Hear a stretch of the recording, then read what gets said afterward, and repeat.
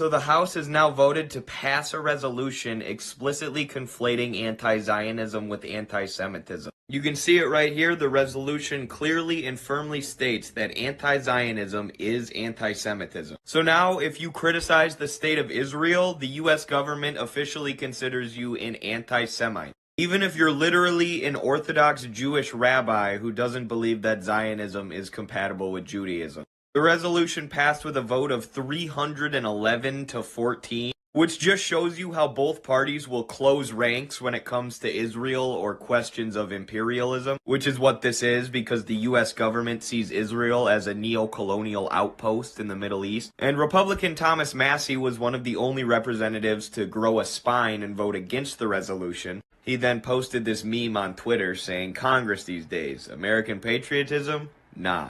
Zionism? Yeah." And now he's being scolded for it by Senate Majority Leader Chuck Schumer. Chuck, you're literally sending our tax dollars to sponsor a genocide. Israel has killed 15,000 civilians. And now you want to lecture other people about what's moral when it comes to Israel?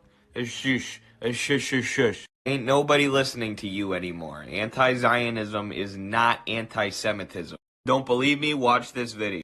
Because we're Jews, it's being done in our name. We have to stand up and yell. It's not anti-Semitism to be against Zionism. On the contrary, we are attacked. Even when I went out in New York, my car tires were slashed, the windows, the mirrors broken, and so forth. But we don't care. We're going out anyway. Wherever there is a large Jewish community, wherever there's a very religious Jewish community, even if it's not large, they will be in opposition to the existence of the Zionist state of Israel because it is antithetical to Judaism. Zionism is a movement that started around 150 years ago. That's just really recently, relatively recently. And it's a movement of people who were totally estranged from the Jewish religion. They were nationalists. They weren't practicing the religion as a whole. And they wanted just a convenient community, a land, a nation that they should feel comfortable and proud of themselves. The Jews never attempted, even though we went through hardships, the Inquisition, the Crusades, and we suffered a lot, but we never attempted to reestablish a Jewish sovereignty, a Jewish nationhood, a Jewish kingdom, because we know it's verboten, it's forbidden, it's just not acceptable according to Judaism to have our own state. Remember, the religion is 3,000 years ago. But 2,000 years ago, we were sent into exile by God. We have to be loyal citizens in every country we reside. And we're not to attempt to leave exile because it's a godly declared exile.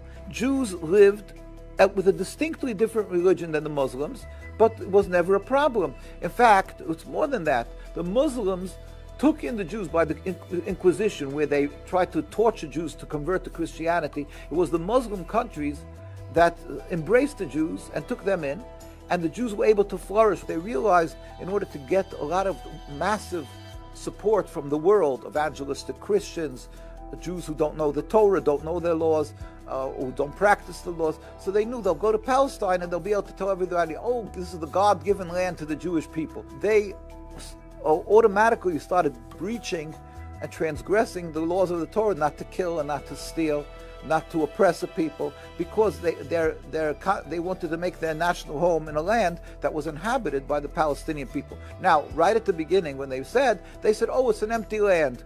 And if anybody stood up against them, they said, because you hate the Jews and you're an anti-Semite. They treat us like the worst terrorists in the world.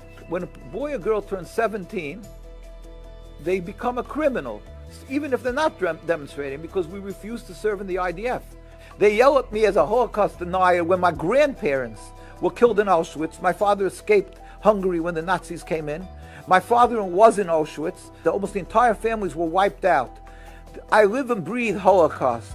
How dare they claim that we're Holocaust deniers? But that's just part of that, the vile Zionism, that they have the power of the most expensive PR and the power of AIPAC that influences, put pressure on politicians to be silent. That is what they're afraid of. The people who stand up and reveal the truth, that Judaism is a beautiful, and we live together with Muslims, and we are thankful to Muslims, and we don't want what's happening to the Palestinians. We cry with the Palestinian suffering. That is what they're afraid of. The world will wake up.